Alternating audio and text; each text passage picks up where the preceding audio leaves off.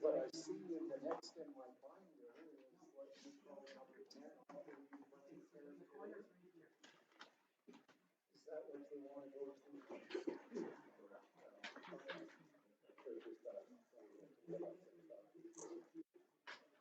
You can try and connect with this computer.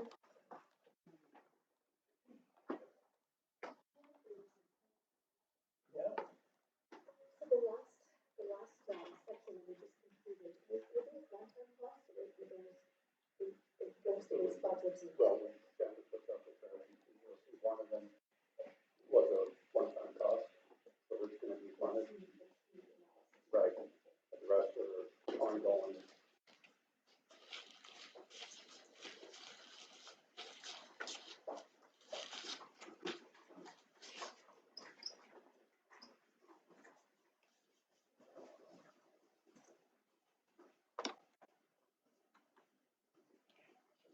Not detecting the display.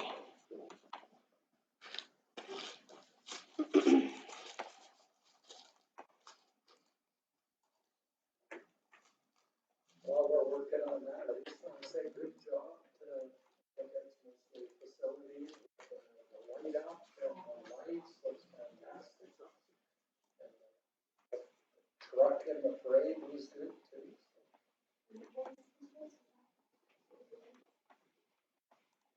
That's great. Yeah, but with the bucket truck, Yeah. that was a last minute thought. They didn't have one person died. That's great. But I thought they did a really good job. And I heard good things about the fireman's Christmas party that went off well from your perspective. Yeah, we would have liked to have more, but 150 was good, and everybody had a good time from what I saw. So Yeah. You said they had a good time. we will reevaluate for next year if the community wants it, or if they don't. To 260. Oh, yeah, that many. But you have to So, do one now. a little bit of. We have to go in general, yeah. What is this? We have local benefits. Okay, I have to track and see that.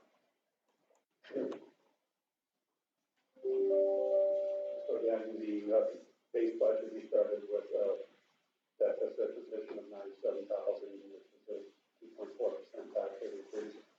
And as contractor decisions, you can see the impact on any decisions. So, it's just not to belabor the point, but if you look at the weed spraying program, and then the next item is grass cutting. So the reinstate that program, it's 0.2% impact on the tax rate. So it's like minor impact on the overall tax rate. But anyways, that's what it is. So right now we're sitting at 2.9%.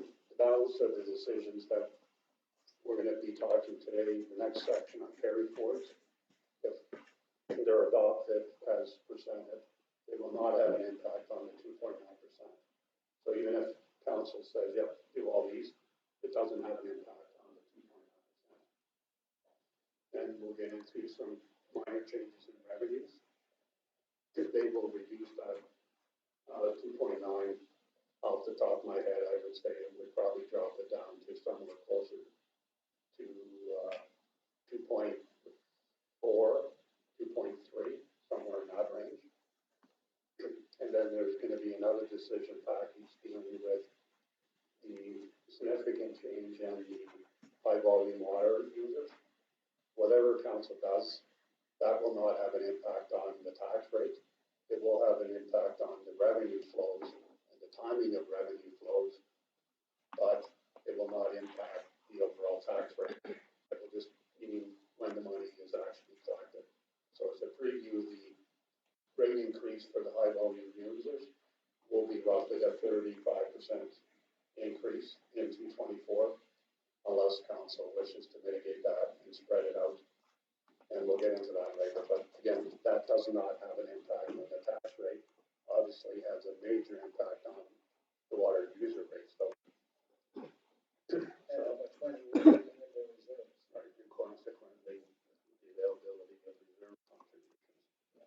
that's the downside. If the rate increase is phased in, well, that means the reserve contributions are also phased in. And I'll speak more to that, but the whole intent of increasing the water rates was do full cost recovery for water and sewer.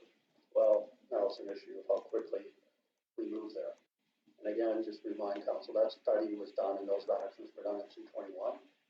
They need to be refreshed, so administration will be bringing back a refreshment of that report mid 224 to look at what happens in 225, 226, 227, and the like. So it's never ending, you know. So you've done a major study, you made some changes, but it has to be refreshed. So we'll go back to the one-time cost. A couple of the, well, this specific first one, the contract's already let. This was an item that was approved in the 2023 program. The contract's been awarded, but the work was not undertaken for a variety of scheduling and other reasons. So that still has to be done. So we're recommending, well, contract's awarded. So contractor's going to get paid regardless. You don't want to put the money in the budget, it will be no expenditure. We have a contract with them. Laser gun, Alan can speak a bit more about that, but the bottom line is the 3,000 isn't enough for it, but there's other minor equipment that he has in his budget that we're going to use to supplement it. But the gun wasn't purchased because of, you know, it's going to cost more than $3,000.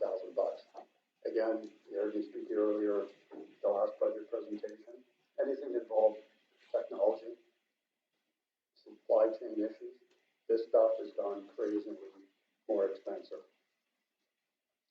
Council training,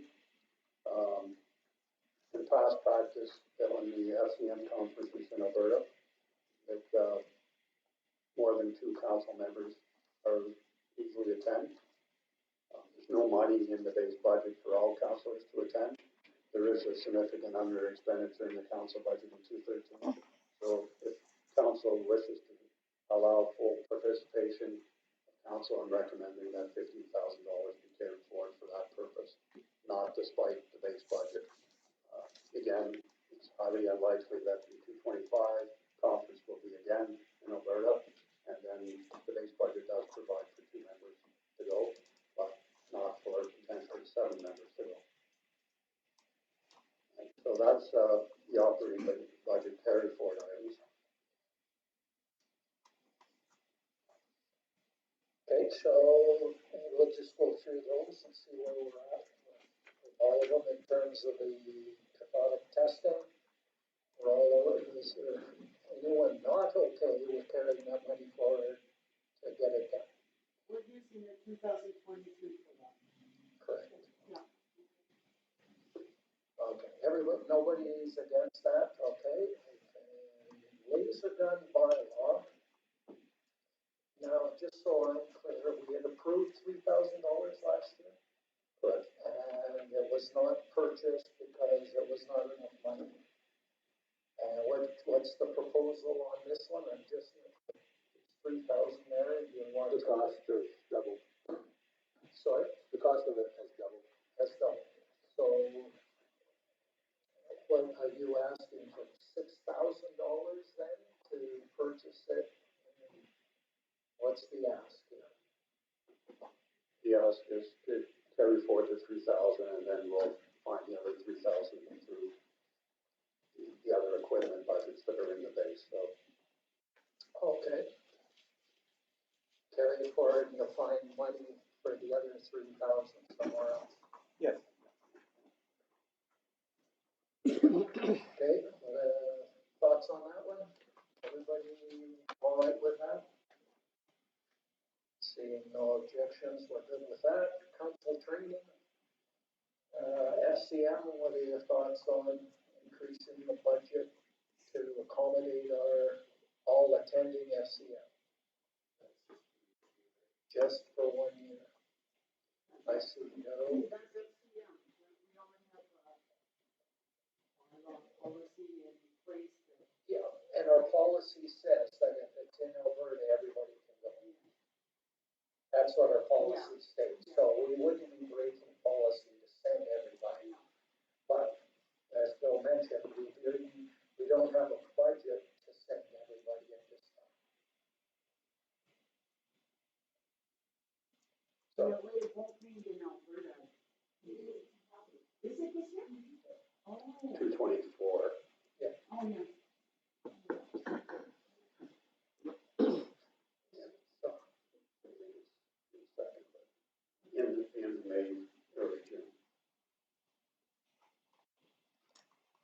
so thoughts on that one? It's worth trying to. Like, get to a couple in Calgary, one in Edmonton. Absolutely worth going to.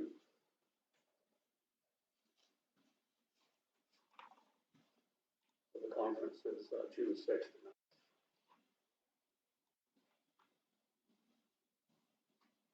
No other thoughts? We're good with that? Okay. So where would the money come from for this? Is this it's a one-time hit? It's not a carry forward item? Where would the Oh, money come we're from? treating it as a carry forward, so that some of the surplus that's already been put in the reserve, as I mentioned, there's 75,000 that's been allocated in September by council, given the estimate of the carry forward. Okay, So the money's already sitting there to fund this. So we would, increase the expenditure budget, but also increase the reserves draws to offset it, so there would be no impact on the tax rate. And that's the way we would show it on your tracking sheets. everybody's okay with that? Do you need specific motions, or are we okay just to say maybe one motion that we're okay with the carry forward items, or what's it? That's fine. Like all these things, some of them are great, there'll be motions. At the end of the day, when there'll be a final report coming back for council adoption of the budget. And if we need any authorities, we'll include them in that. Oh, okay, so we don't need to do any specific motions on this? The direction is that these be included in the recommended budget. Okay.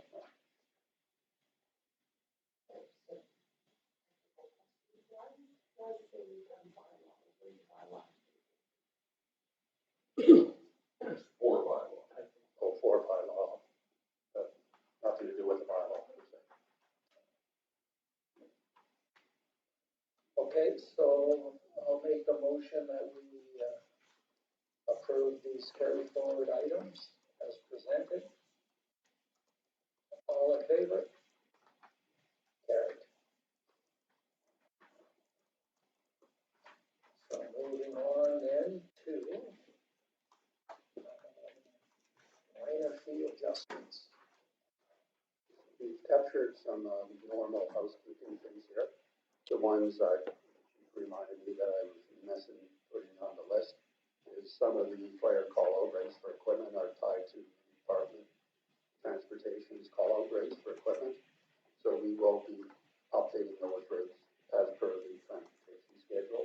They're not here right now, but when the summary report comes back to council, they will be on that adjustment list to increase the call-out rates for equipment usage for fire calls to reflect the most current transportation. So again, like it's a technical issue, and the fees bylaw is great to say what the aggregate fee is, but in the fire department bylaw that, is really the basis of imposing these fees. Rather than have a dollar amount there, we're just gonna reflect it that the fees are in accordance with the transportation schedule. So we're not updating two bylaws every time we make a change. So, but you'll see some changes in the fire department call-out rates to be reflective of the transportation rates. So that isn't here today, but here's some minor ones. Staff will be coming forward during the course of the year with other rate adjustments, but we need to do some additional homework on them. But these are sort of the quick and dirty ones. NSF checks, we currently charge $30. Everyone else pervasively around us charges $50. Incremental impact if council was to support that change in fee would be around $1,500. Same thing with tax certificates. That's $35. The pervasive fee around other municipalities is closer to 75. So we're just asking for a little increase there. Again, it's $1,500 here, $1,500 here. It will all start adding up. Refunds for overpayments, currently there is no fee in the bylaw and in the bylaws to do this. So what happens is ratepayers inadvertently overpay. They pay their taxes and then they forget the bank's paying their taxes. Then they send, can we get a refund? Right? So we refund the money. The issue is, should we impose a slight incremental administrative charge for doing that? In the water accounts, we try to discourage people from getting those type of refunds because they're gonna get a water bill the next month anyways. But some people insist that they want a refund and they'll pay us when they get the next bill. So we get at least easily 4, and this has been predicated on 4 monthly, but the mayor signs the checks and he can attest to the number of refunds we're getting. We're not imposing, if someone's leaving town, moving residents, and they're closing their account and they have a credit balance in their account, there's no commitment fee for that, right? They're settling in their account, that's what they're owed. But if we have individuals overpaying twice a year and then asking for refunds twice a year because they forgot they paid it already, so it's an issue of a nuisance charge, and they're going to get another bill from the town, whether it's taxes or utilities or whatever. If they want a refund, service fee of $25. So that's what's being proposed. The campground fees, basically what we're doing here is adjusting the monthly and dailies. They will have Wi-Fi going forward, included in their base rental. So they'll have full Wi-Fi at the campsite. Some modest change, the daily fee seems to be increasing, but predominantly it's the monthly fee. So the campsite for the last 2 years, like 80% of the bookings are for the whole season. Like they're not daily or weekly rentals, they're monthly rentals. So we're talking about $25 a month and, 50 to 25 to $50 a month. So, $1.50 a day. And that's basically to recover the cost related to the Wi-Fi going in at that facility. Public Works, again, we have labor going out mainly to the county that's borrowing our equipment, and we provide an operator and it's charged back on that basis. The rates haven't been adjusted for a while. So moving from $49 an hour for labor to $60. That labor cost is like an all-in cost, salary, benefits, all that stuff. So that's sort of the day rate for labor, specifically the flusher truck. It looks like a big increase, but when you don't increase these things for a few years, you got a newer piece of apparatus, wear and tear on that heavy machinery, it adds up quickly. So an increase in that area. Bulk water rates. Again, we'll be talking a bit about the bulk water study, but there was a rate increase in 2 of the prior years. There's been no increase in the forecast or the existing bylaw for 223, 224, 225, and the like. So we're suggesting a modest increase in the bulk water rates. Predominantly, we have the cheapest bulk water rates around. So just to give 2 examples, Aquaterra, if you look at the broader area, anywhere around Grand Prairie, Lindley, Sexsmith, Grand Prairie, they're around $10 a cube. Big Lakes is at $7 a cube, $7.06, because some people like to be very accurate. If you've been to a recent rec meeting. So $7.06. Obviously, any predominant increase in the town's rates, the county will be increasing their rates. So I don't know if Ern can provide any other commentary, but our rates are fairly low. Fairly low, yeah. And the bottom line is it's not town residents that are the main users of the system, it's county users per se.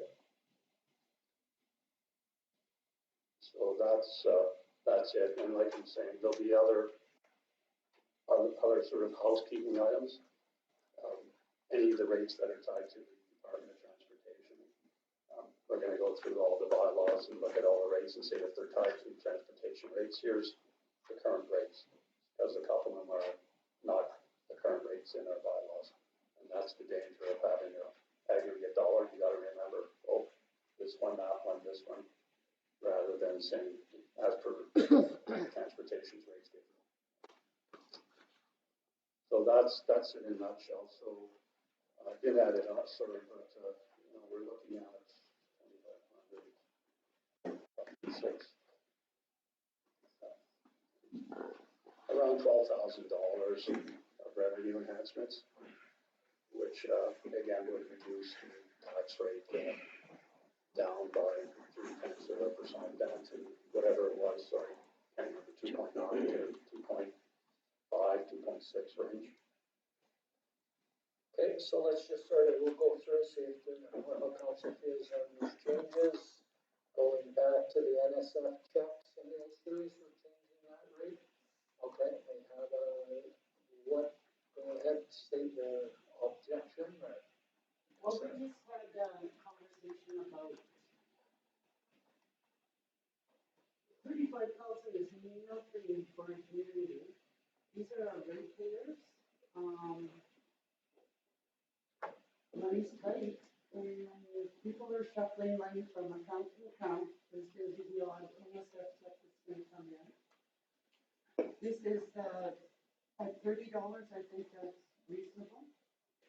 That we don't need to increase that to our ratepayers or errors that they need. Okay. Any other thoughts? Thoughts that we want to see? We've got one that says no to the change. We're here for the people, so we're in people business, so people make mistakes. It's $5. No, it's not. It's $20. Oh, yeah. And don't forget the video charges the bank too for that NSF too. Okay, and Bill, you were saying that other municipalities are charging 50? Is that? 50 or more. And again, we lucked out in terms of our banking arrangements on a go-forward basis. We were also paying additional bank fees for NSF checks under our previous banking arrangements. There is some latitude in terms of our new agreement. So if I'm looking at this, we've got about 30 NSF checks a year. And you know, it says an increase in revenue is $1,500 and $50. Oh no, it's $20. Sorry, it's much more than that. So that was just, yeah. That would be 75 kind of thing, right? Again, these are conservative numbers, so let me just check math here for a sec.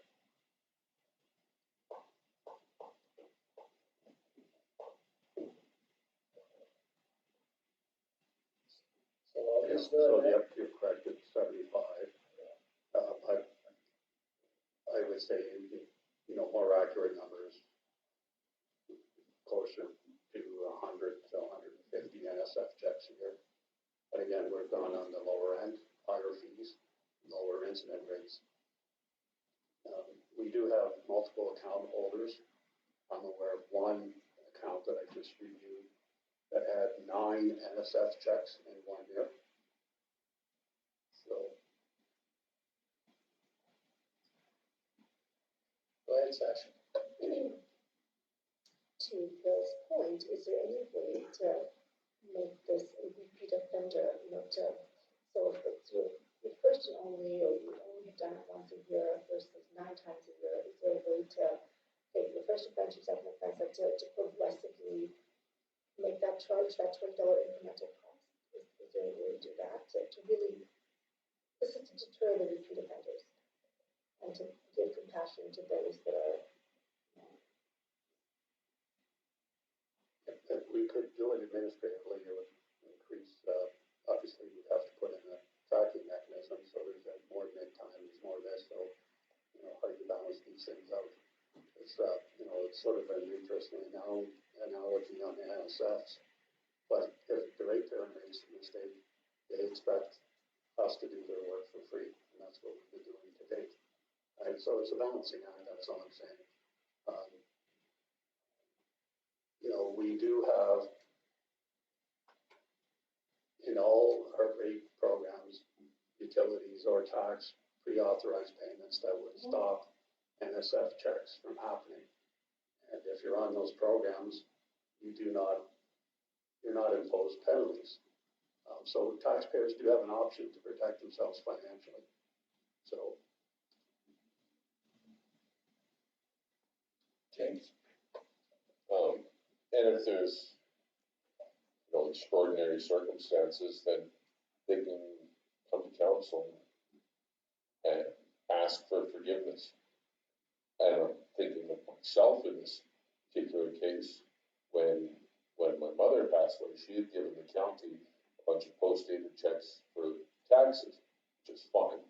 And then she died, and one of the first things that happens in that case is the bank account is frozen.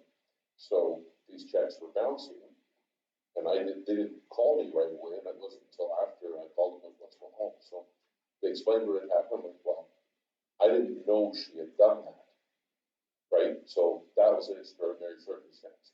I asked the county council for forgiveness. I explained the situation, and they talked it over with their administration, and they chose to forgive that fee. In a case like that, I would absolutely be willing to waive a fee. But if you got people who are bouncing checks on a regular basis, and everybody else is at $50 per recovery, but I believe that is what the charge is at the county as well, as about $50 or so. And with the options that are available, who writes a check? When was the last time you wrote an actual check? It's getting to be outdated technology, though.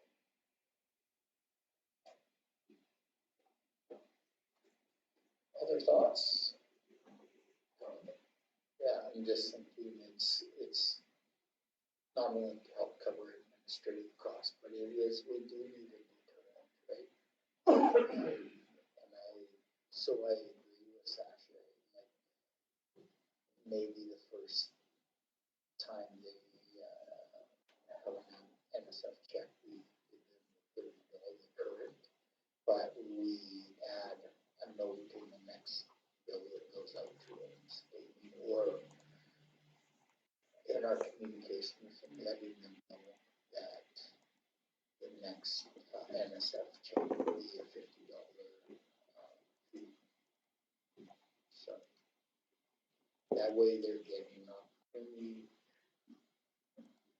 we're not coming down hard on them right away, but $20 isn't really hard of those. I know it creates more administrative stuff for you, but you're gonna pick it up with $20. So. Yeah. Okay, so we have a proposal that we keep at the current rate for a first offense and $50 for second or subsequent bounce checks. See a lot of nodding around the table. Yeah, go ahead. Yeah, I was of the same mind there that, I mean, things happen, it does happen, that's for sure, but, you know, in those instances, you know, that could be brought forward, but to have everybody, when accidents, I mean, things do happen, definitely for everybody to be paying. I think it really needs to be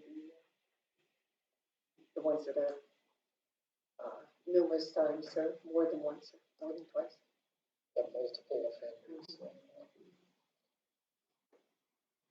Okay.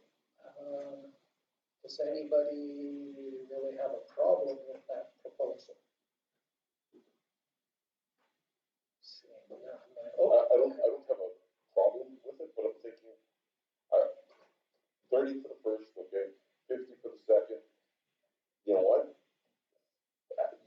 and higher, this might make it a nightmare administratively. But, you know, if you're constantly doing this, slap them down. Make the higher one 30, 50, and for third and higher, 75. Okay, thoughts on that?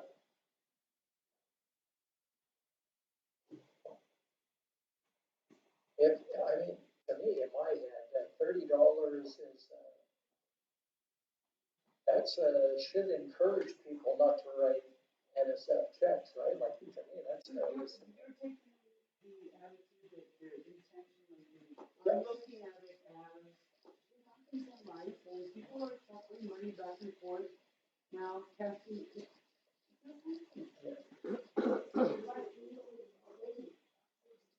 well,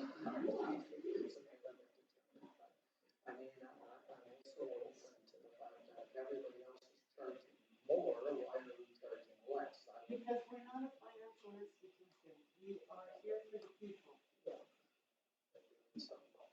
we're in people business. Do we recover the NSF fees on our side with the $30? Like, In the past, no, the town was recovering. okay, but now we would be with this new agreement? Okay. So, yeah, Let me just say this, if the ratepayers say something's due on Wednesday, and the ratepayers make the effort to come in, phone, or whatever, and say, I can't pay the Friday, those arrangements and that happens. So it's not like we're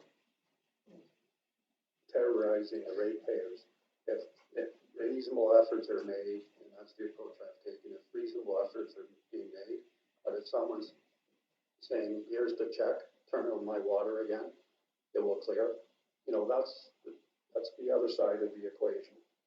So we're managing it on both sides, so sometimes the defer, you know, the intent of the $30 is to get compliance, well, in some cases it doesn't. Okay, I see most of the people I think all sort of agree with the 30 for the first, 50 for the second, and subsequent ones, or do you wanna go harder on second and then up? No. I see shaking heads. I'll concede the point. Okay, but I understand, that's good. All right, so that's where council's at on that one. Do we need a motion, or are you just gonna bring that forward? We'll have to do a report to update the master reach bylaw, so there will be another report coming back With that, and then we can, incorporated. okay. Tax certificates going from $35 to $50. Thoughts on this one? Now, the tax certificates, what is that? Just so I know. So it's kind of interesting because it's called a tax certificate, but really it's a risk assessment review of the land parcel that's being sold. So this fee of 35 going to 50 does not cover our cost of doing the work that's needed. So the town's practice has been to look at the outstanding taxes on the tax roll and issue the tax certificate on that basis. That is not what the intent of the tax certificate is. Town staff should be searching all potential fines, liens, outstanding work orders, everything, and issuing it on the tax certificate. If those aren't issued, all those summonses, bylaw infractions, anything that's been issued to peace officers or any other statutory official are deemed not to exist. And the new property owner is not responsible for all the sins of the past relating to that property parcel. So we're doing training with staff to say, look at, you need to do more than look at what's outstanding on the tax roll. The tax certificate is a misnomer. It's really a clearance of what liabilities you have. Some of them are registered. So for instance, the Cornerstone that have, land improvement, those should be on the tax certificates when properties are transferred. If they're not, we've released and relinquished any right for any outstanding amounts. So there's more work than meets the eye here. So even at $50, it's not covering the due diligence that we need to do. Again, if you're talking about $100,000, $200,000, $300,000 transaction, the $50 nuisance fee that your lawyer has to do. And if you don't want to do this, some people buy what's called title insurance, and they buy insurance to cover themselves, and don't bother with the tax certificate. But title insurance is going to cost you $150 to $300. So, James? What would cover it?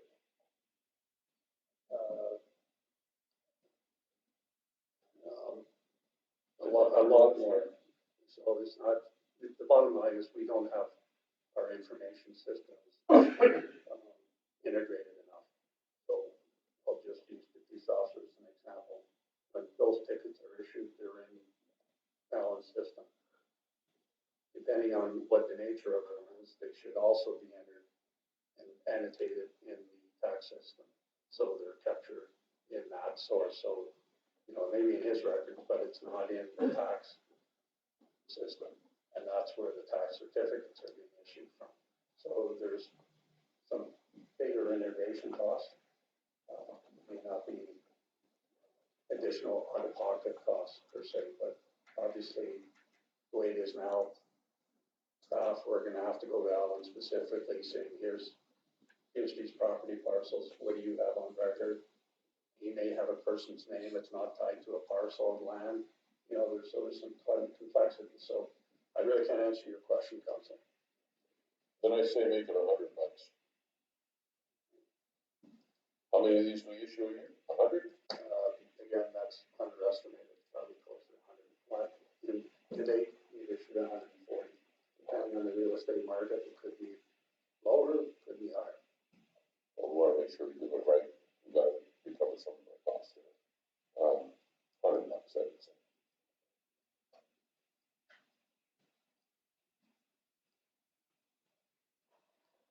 Thoughts?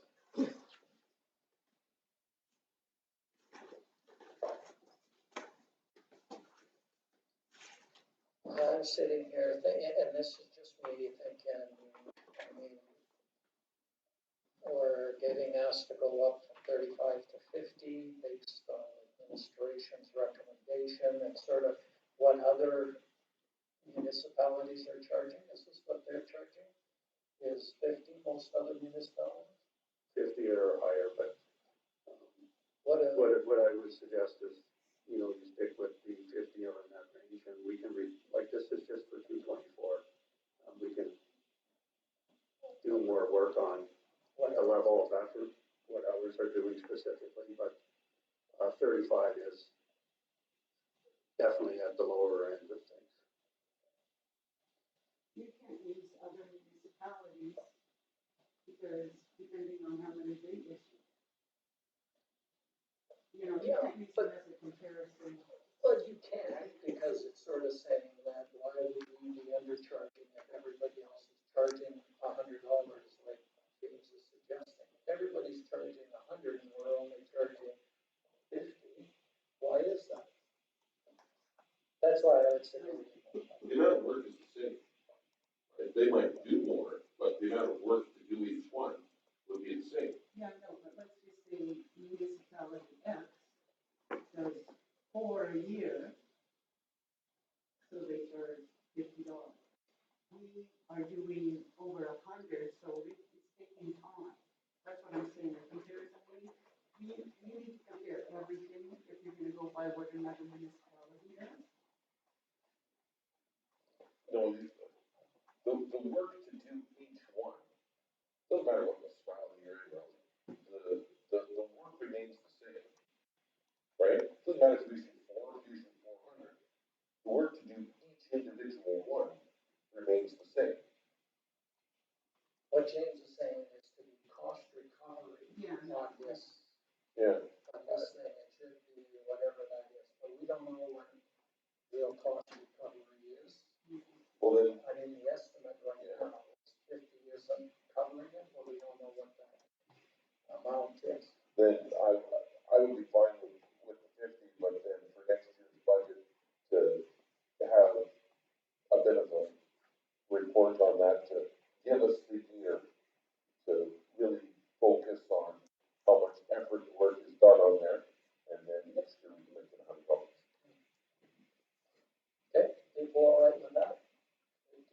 anybody object to that?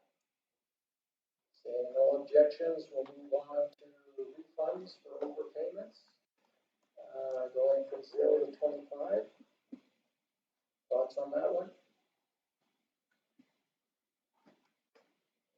These are people that can afford it. Well, for me, I see it as I made an overpayment. Yes, I owed $80 because I paid my water bill twice.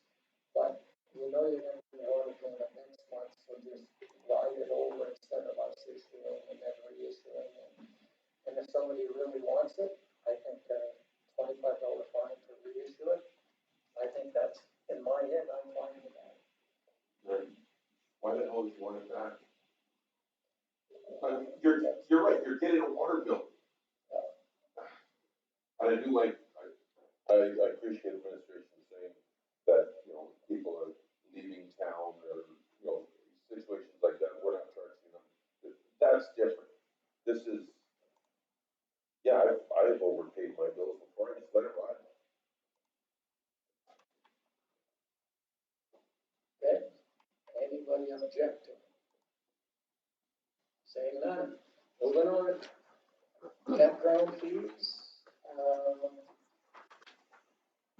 for the tent site, no service, 20 to 25.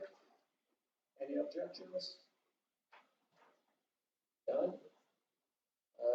For a power and water site from 28 to 32 or 800 to 825 per month. I have a question on that. Okay. So is that just a flat rate that they pay, or do they actually have meters at their, like, their phone? It's all flat rate. So if, the only thing that's sort of metered in that is there's like the metered showers and, you know, coin operated. So you're money in if you want to use it, but everything else is, you know, the fixed fee %.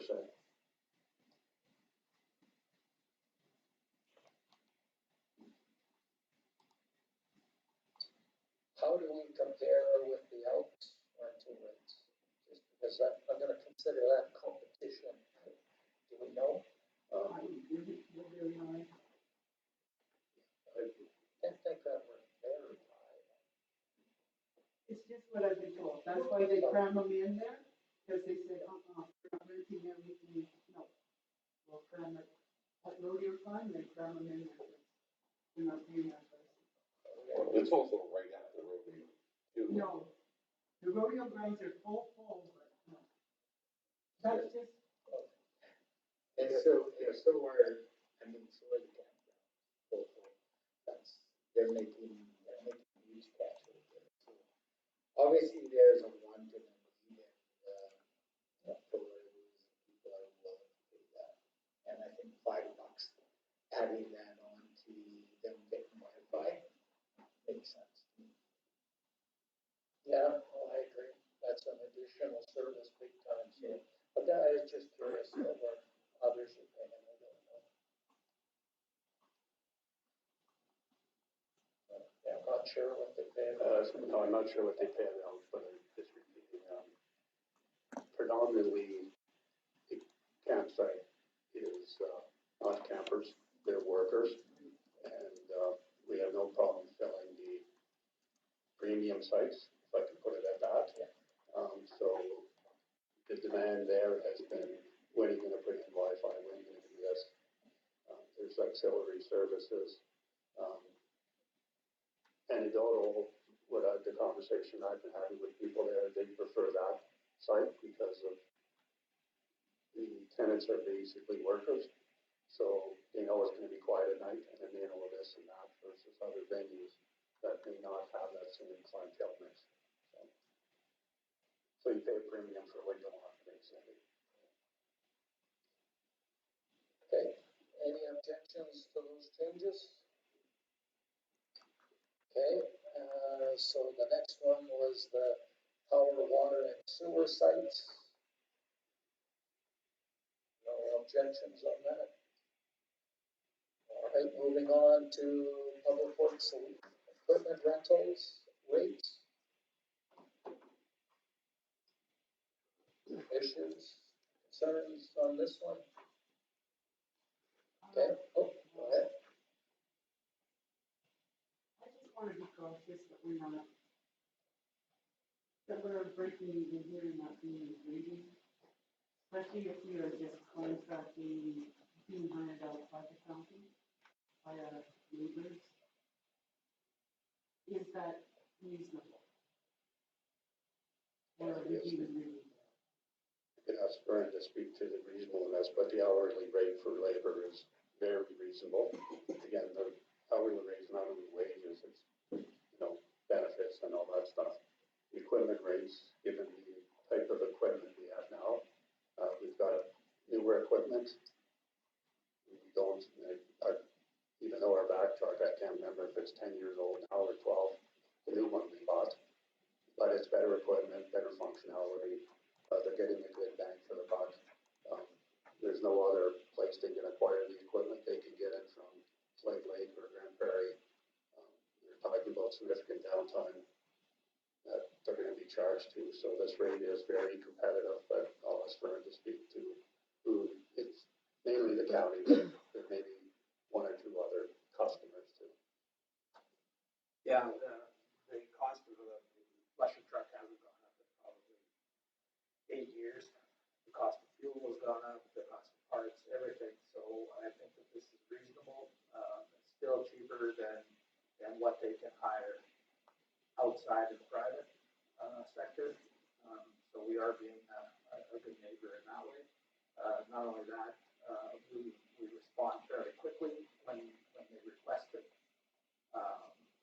I think it's more than fair. As a town, we have to walk a fine line, because if we're undercutting private industry, then there's a problem too, right? We see that, and I've heard about that when we talk about our rental rates for space in here and stuff, that, you're undercutting us, and so we gotta be careful that we don't wanna be too low. So if this is comparable to what they're charging in private industry, I would be okay with that. If we're way under private industry, I think we gotta be careful. We send an operator with it. If they aren't supplying somebody there to assist the operator, then they will pay another $60 for the second guy that goes. So I think that seems reasonable.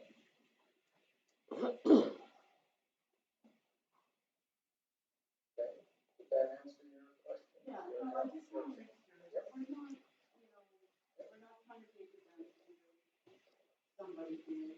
Undercutting or overcharging them, whatever. With the flusher truck, there is no, to my knowledge, there's no local flusher truck. The nearest one would be Eagle Sound or Slave Lake, the municipality of Slave Lake. Okay. So we'll move down then to the bulk water rate. 50 cents a meter cube more. People okay with that for the year? Anybody object to that? Donna? I just have a question, this Big Lakes County, so we sell it to them at $5.75, is that the price that they charge their residents, or is that the price we're charging Big Lakes? No, that's, we'll get to that in a sec, but there is anxious to answer. So. Okay. That's the water haulers, it's not the ones that are flowing up through the co-ops. Okay. So you'll see on this schedule coming out what the co-op is being charged per se. Okay. And so they're being charged what everyone else is being charged Okay. per cube.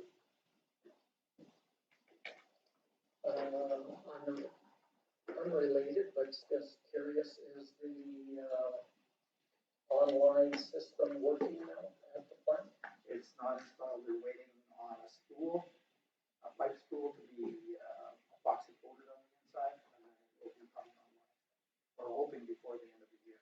A pipe spool, It's a connection for, we're connecting it just to pipe into the new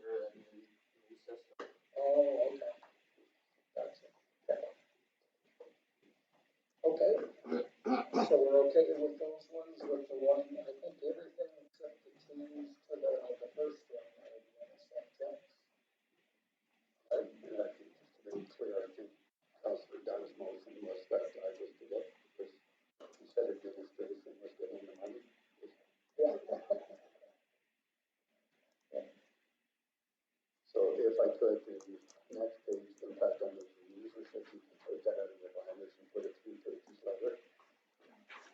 And so, the next item is, sorry, oh, I already done that, that's my line's out of order. So there's 2 pages that deal with bylaw 1521, water rate changes. If you can put that table after those 2 pages that are entitled bylaw 1521. So we're putting this basically on page 27. Correct.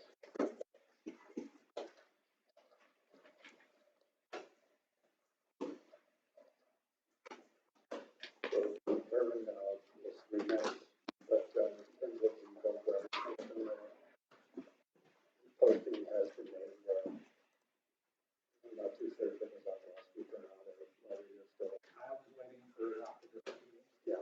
for everything to be on.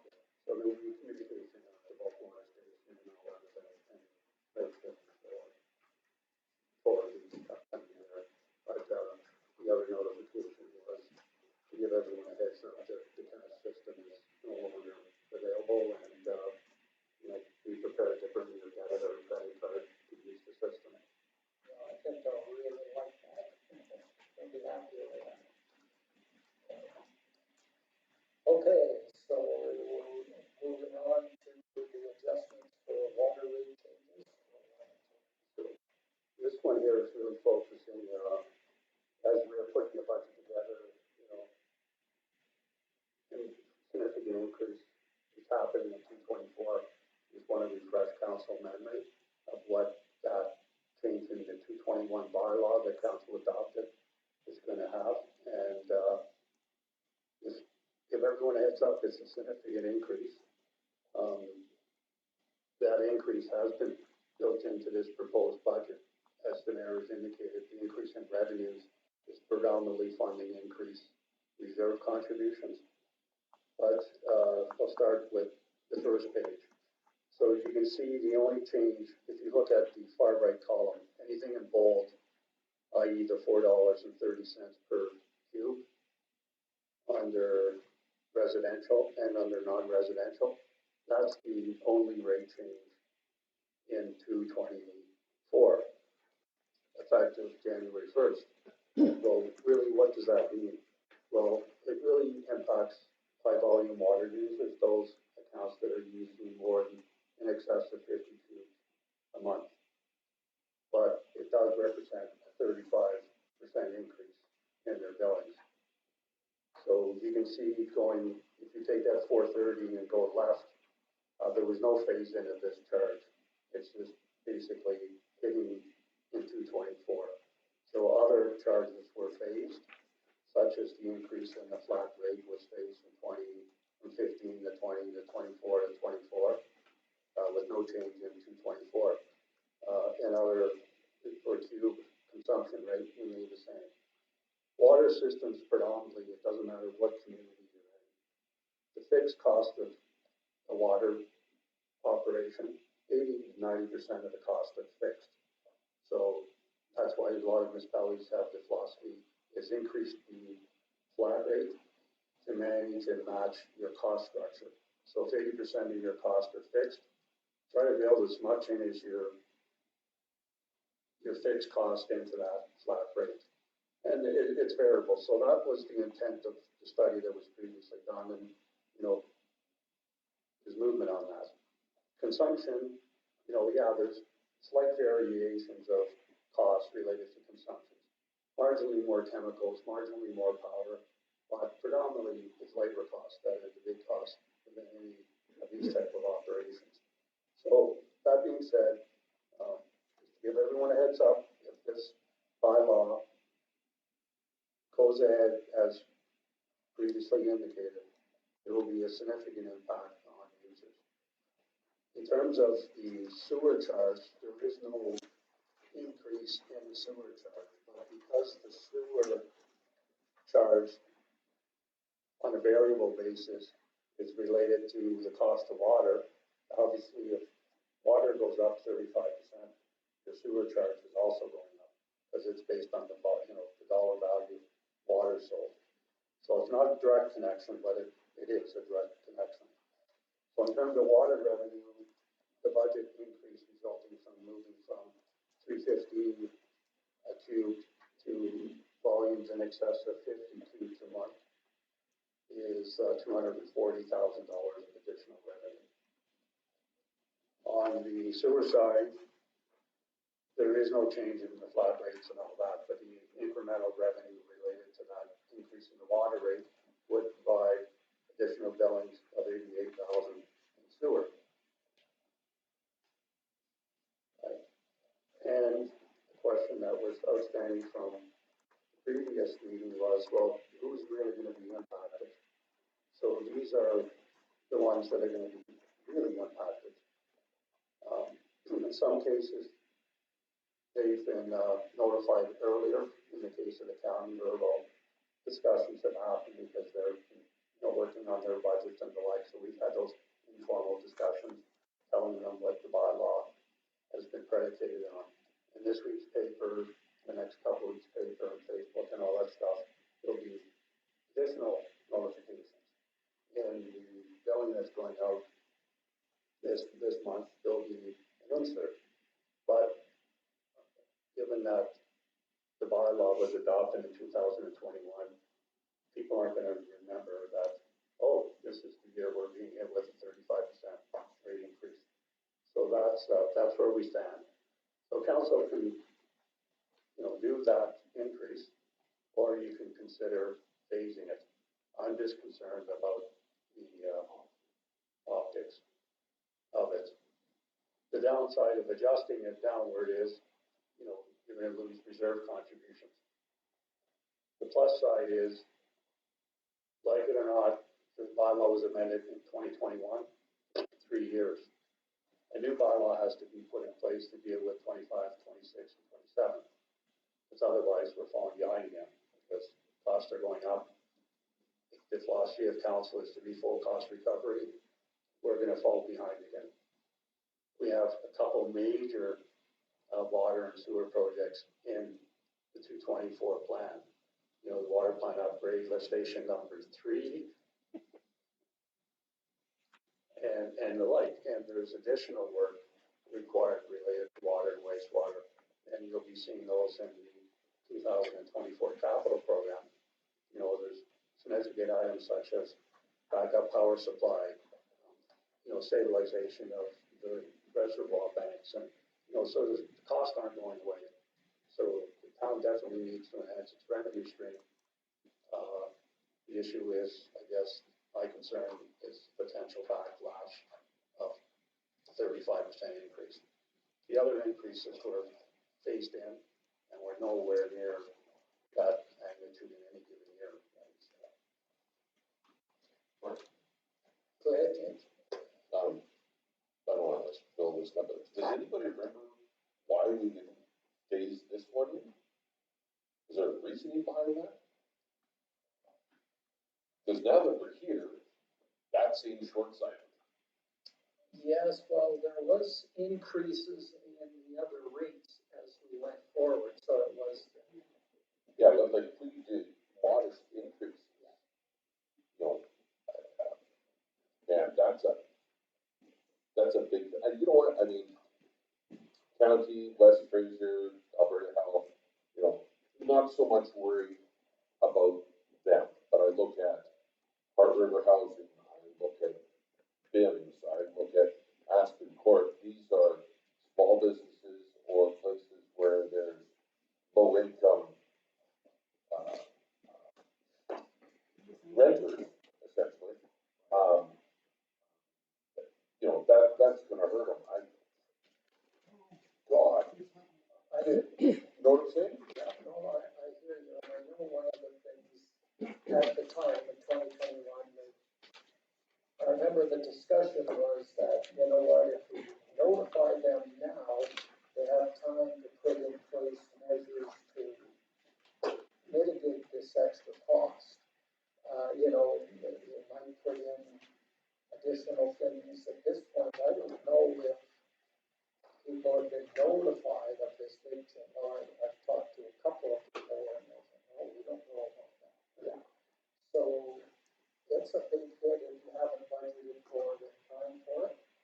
So I'm kind of going, like, I know we need the income and I know we're trying to raise it, but for this year, I would hate to see a 35% increase, all in one, for those high water users.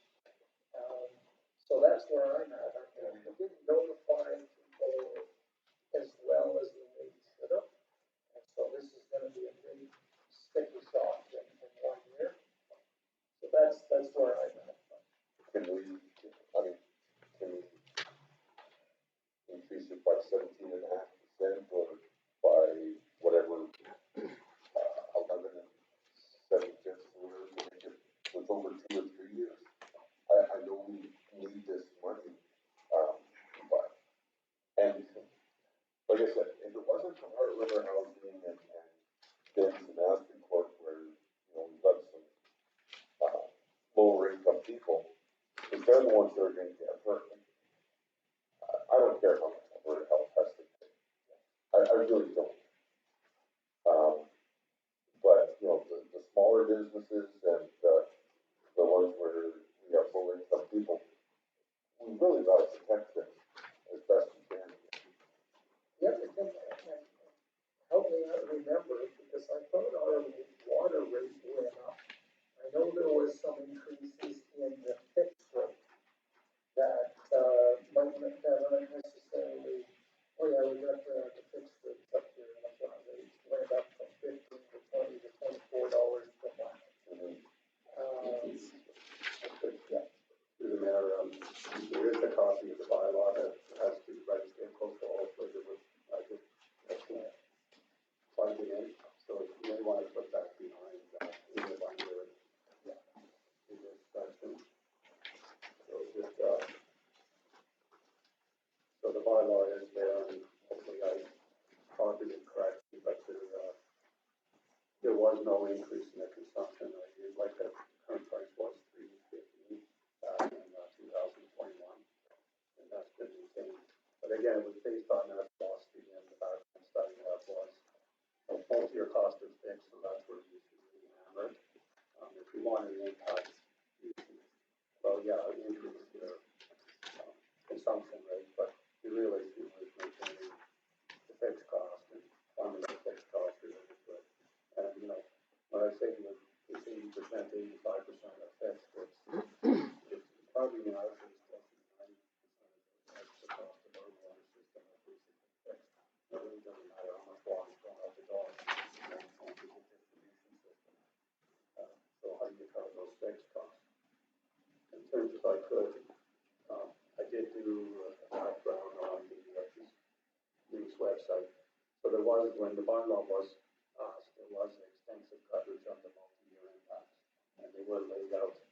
But since then, it's only been the impact on an annual basis that's been advertised, not a multi-year. Hey, guess what? So in 223, there was no sort of 223, 224 heads up. It was just, here's what's happening in 223. So there was some slippage definitely on the communication aspect of it. The big users, you know, again, the county, and the county for sure has been informally notified, and they've built in this rate impact into their budget, but others may not have.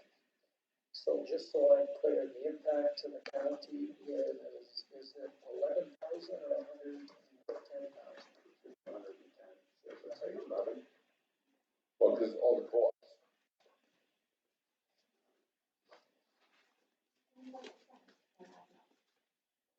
Yeah, I remember when we did that water thing. And we wanted to get them 3 years notice, that this is coming down the tube. Yeah, and like Bill had mentioned, it was mentioned at the time, 3 years ago, that this was, but it hasn't really been marketed since then. So, it was done 3 years ago when we passed it. And that wasn't this council that No, it passed it, wasn't, was no. the previous I council. remember doing that water thing, because it was like, whoa, we gotta give them time. We can't just increase it, we gotta give these guys time to put things in place. But, there's more people that are listed in that, this is just a sample. Well, these are the top water users and Well, what they're gonna okay, be. but we have, Aspen Court, what about the Green Acres, aren't they affected by it? Oh, they would be, I'm sure. That's what I'm saying, is this just a sample or there's more? Just on Green Acres, you know, just be careful, they may be either individual. Aspen Court has main distribution, so it depends on the structure of the rental. And what about restaurants, are they not affected? Yes, they will be. Anyone that's using more than 50 cubes per month will be impacted, right? So there will be restaurants, again, this list here is roughly 100 and I think 85,000 if my memory is right, out of $250,000. So this is whatever that ratio is to the site. Staff's just gonna add all of these up. Yeah. I'm doing it at 180. Yeah, but so this represents 70 to 75% of the That's what I total, was like, this is just a sample of right? something. So council asked for the 10 biggest users, so yes.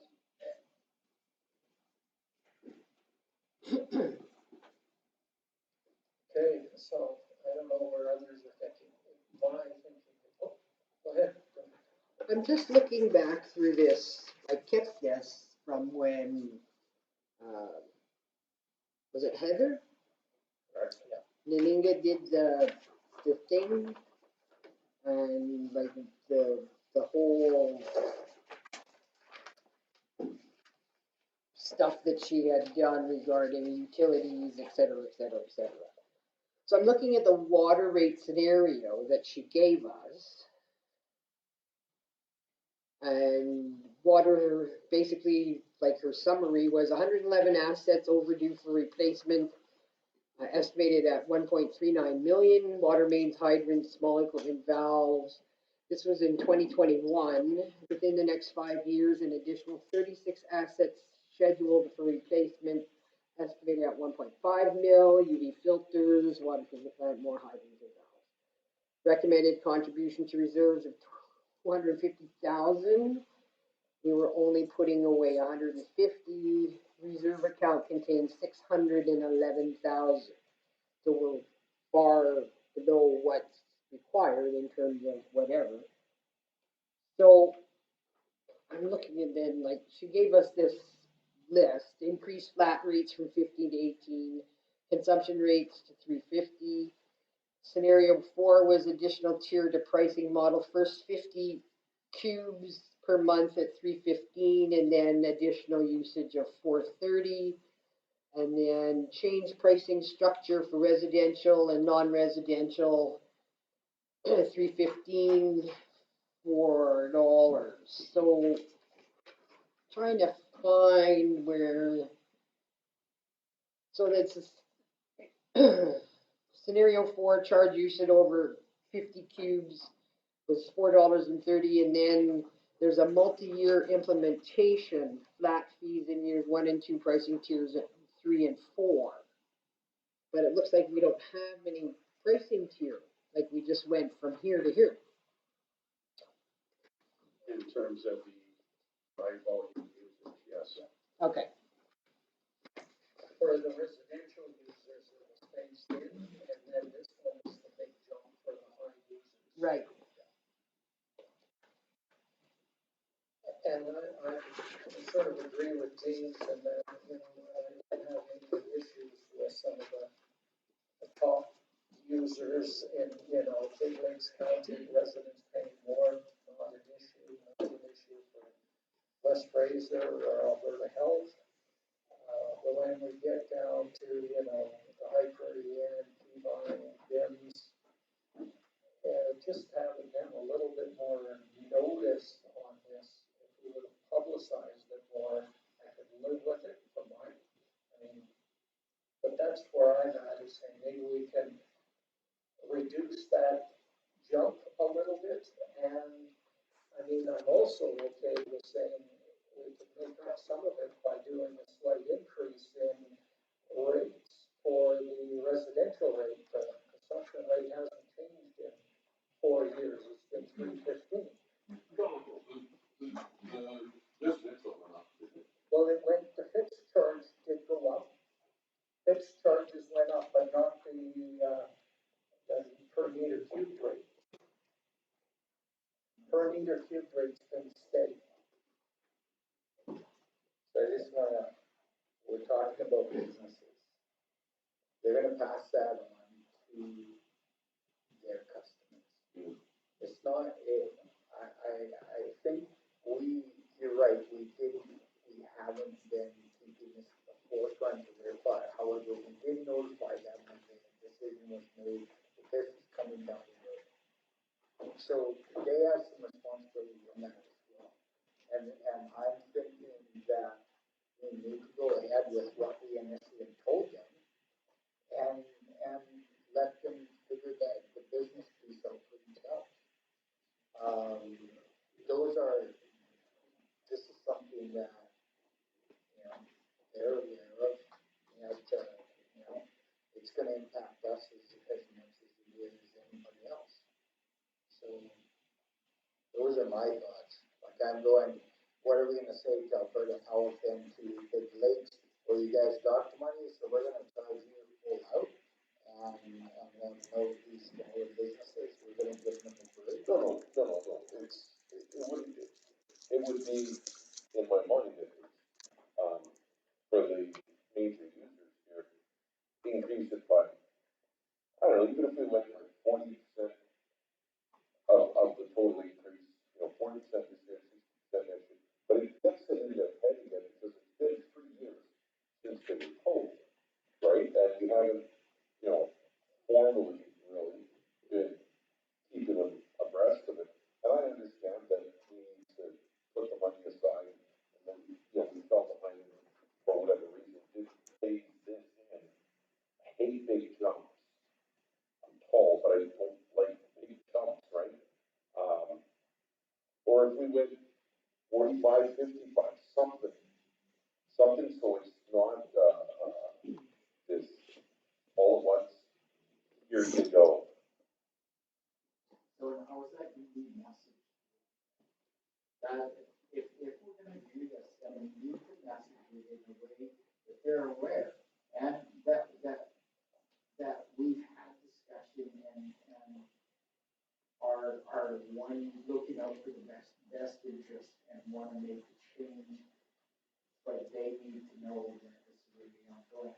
I don't know we're gonna leave it up to administration to deal with that, but it needs to be appropriately messaged to them. Yep, well, I think maybe the way we can do it is, first off, make them aware of the 2021 decision. This is what was decided. You were notified of it then. Council, looking at this big jump now, has decided that that's a big jump to do all at once, and have chosen to break it up thusly. So this year will go up by this much, and next year will go up by this much. You know, so, because we don't wanna, hit you all at once with a huge increase. Is, you know, Go ahead, Don.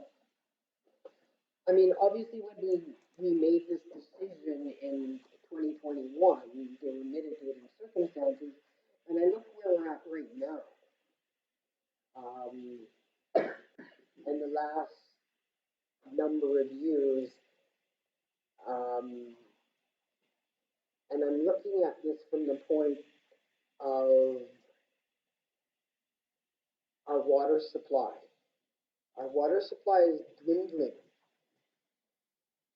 And these are our biggest users, and I'm not saying that to punish them, but we have to be aware of water conservation as well, because, I mean, look where we're at. What are we, December the 9th? We have no snow, we have no moisture, the river's walkable.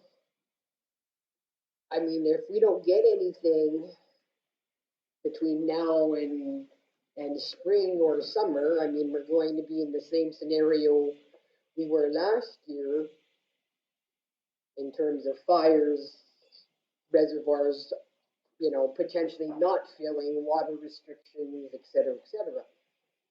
I mean, that's sort of where I'm at. Obviously, we did it for a reason, and we were remiss as a council administratively, not that this isn't your fault, Bill, because you came in the like prior and after everything. It's just with the transitions that we weren't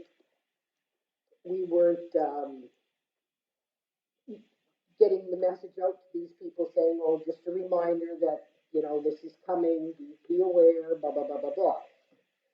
So I mean, like I said, obviously there was a reason why we did it, and I mean, yeah, there's a jump, but I look at what she had said in there, that we have like, we need this much money, like 13.9 million or whatever, and we have 611,000 in the water account at 2011. And I mean, at this rate, if we keep, relinquishing and, reviewing some of our decisions, well, oh, holy shit, we're gonna be like a Soyuz, and we're gonna, the next 2 or 3 councils, we're gonna be adding, okay, well, we need a 15% tax increase. But that's what we're doing here, is we're saying this is a 35% jump all at once. This is, I know, but we obviously did it for a reason. And I'm saying, I think we should stick with that and move forward. Otherwise, we're piecemealing this again, saying, okay, we'll do it this way and this way.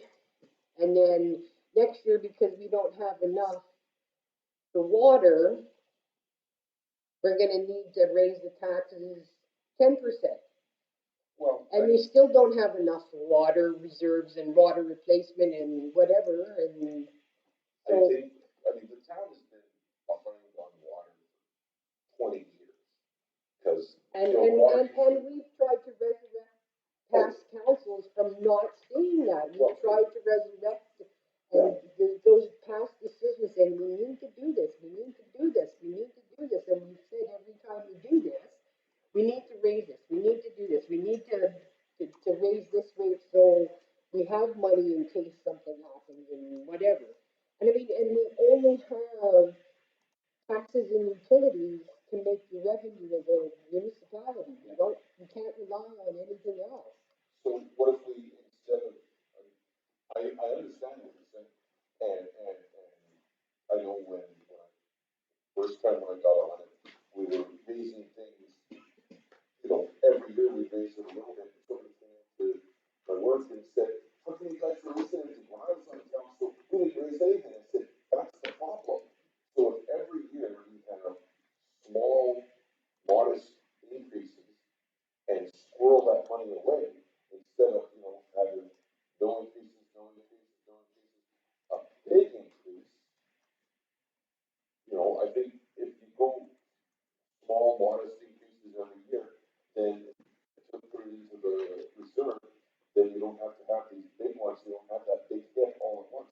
Yeah, there's gonna be one coming up, I mean, we're there, we're deciding right now if we wanna hit them all at once with this, or if we wanna break it up. I'd like to see it broken up, I don't know exactly how to break it up, I don't know, 50/50 is a good way to do it over 2 years, or, do it over 3 years, or what, but I just, and like I said, the small business and the like, Hard River Housing and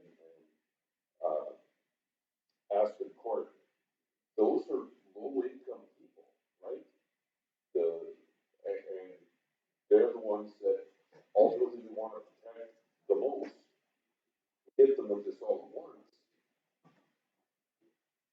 I don't know. It sucks that we're playing catch up, I just don't wanna have to run to catch up, I'd like to, a brisk walk. You know? I know what you're saying, we gotta catch up, I just don't think we can do it all at once.